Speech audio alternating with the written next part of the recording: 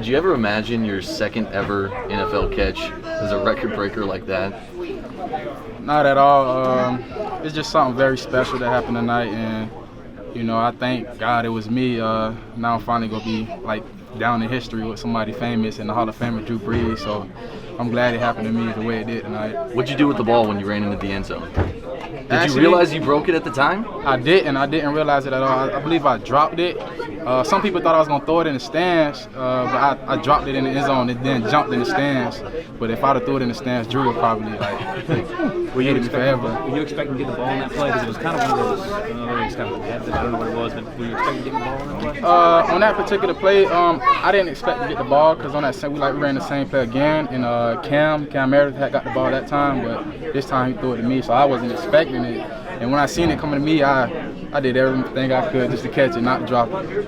How much did you expect to be a part of the game plan coming into this week? I mean, you get your first career start, and then obviously you became a big part of the game plan as the game went on. This week I knew it was a big week for me with Ted being down, so I knew, coming into this week, my number was going to be called sooner or later.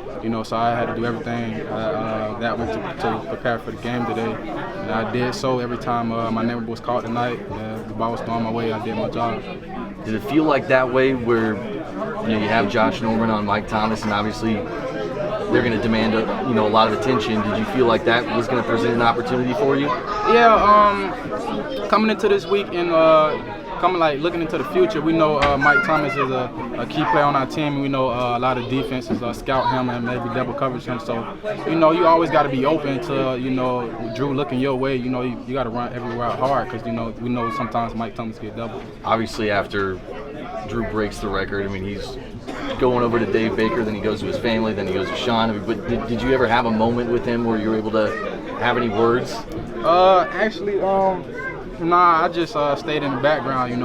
That's his moment right there. That's a special moment in his life.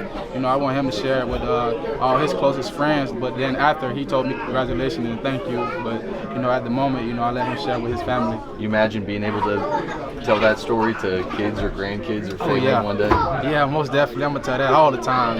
Yeah, who went down in history with Drew Brees? This guy right here.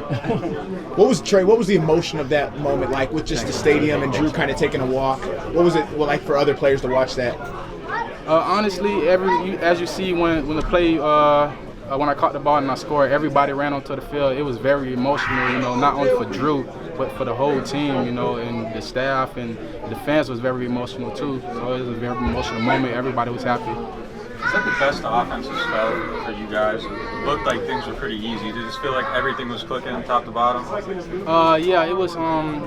Coach Payton was very he was preaching last week and this week that we have to come together as a team. Even though we was winning, but we play a better opponent.